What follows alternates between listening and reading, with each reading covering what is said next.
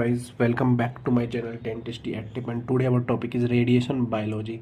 Radiation biology में हम पढ़ेंगे कि किस तरह रेडिएशंस का जो इफेक्ट है ह्यूमन बींग्स पे पड़ता है जब भी पर्सन एक्सपोज करते हैं हम रेडिएशन के थ्रू एक्सरे। जब भी हम एक्सरे से एक्सपोज करते हैं तो क्या ह्यूमन बॉडी के ऊपर क्या इम्पैक्ट पड़ता है रेडिएशंस को, इसके बारे में आज हम डिस्कस करेंगे। तो सबसे पहले कि जब भी रेडिएशन ह्यूमन बॉडी के ऊपर एक्सपोज होती है उससे क्या होता है, आयनाइजेशन होता है। जो भी बॉडी हमारी बॉडी में ऑर्गन्स हैं उन सब में जो एटम्स हैं उनका आयनाइजेशन होता है। और रेडिएशन का हमेशा एक कम्युलेटिव इफेक्ट होता है, means it's a additive effect always. Radiation जब भी हमारी बॉडी पे एक्सपोज होगी तो अभी कितनी एक्सपोज हुई है, फिर एक पर टाइम यानी टाइम टू टाइम जितना भी एक्सपोजर हुआ वो ऐड होता चला जाएगा। अगर हम क्वांटिटी में मेजर करेंगे रेडिएशंस को तो इट्स अ कम्युलेटिव और एडिटिव इफेक्ट। तो हम बात करेंगे रेडिएशन बायोलॉजी में इफेक्ट्स के बारे में। एक होता है डायरेक्ट इफेक्ट, एक होता है indirect effect.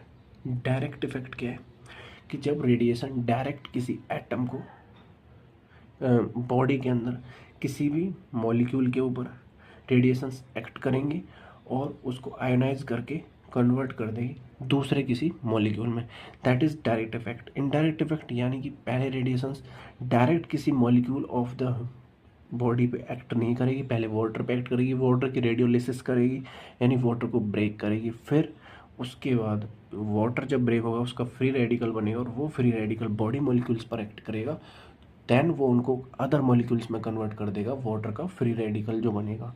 It is a indirect effect. तो दो टाइप के इफेक्ट है, डायरेक्ट इफेक्ट, इनडायरेक्ट इफेक्ट। उसके बाद ये एक दो इफेक्ट और देखने को मिलते हैं, डिटर्मिनिस्टिक इफेक्ट और स्टोकेस्टिक इफेक्ट। डिटर्मिनिस्टिक इफेक्ट क्या है, it is use in context of the radiotherapy. It is in context of radiotherapy. Deterministic effect depends on the severity of the response. मतलब इसका जो सीवियरिटी ऑफ रिस्पॉन्स वो depend करेगा dose पे।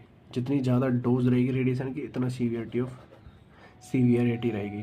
Depend करेगा dose threshold पे। Threshold mean कि एक पर्टिकुलर लिमिट के बाद ही रेडिएशन का इफेक्ट शो होगा, ठीक है। लेकिन स्टोकेस्टिक इफेक्ट एक ऑक्यूपेशनल एक्सपोजर है जिसके अंदर रेडिएशन इंड्यूस इफेक्ट्स तो होंगे लेकिन डिपेंड्स करेगा probability of occurrence of changes पे।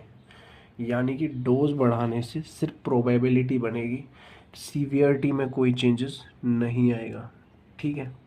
ऐसा नहीं कि सीवियरिटी में चेंज आ जाएगा, ठीक है। डिटर्मिनिस्टिक इफेक्ट जो होता है वो मैनी सेल्स को किल कर सकता है, लेकिन जो हमारा स्टोकेस्टिक इफेक्ट है वो सब लीथल डैमेज पहुंचाएगा डीएनए को, ठीक है। और स्टोकेस्टिक इफेक्ट में सीवियरिटी डोज पर डिपेंड नहीं करता, लेकिन डिटर्मिनिस्टिक इफेक्ट में सीवियरिटी डोज पर डिपेंड करता है।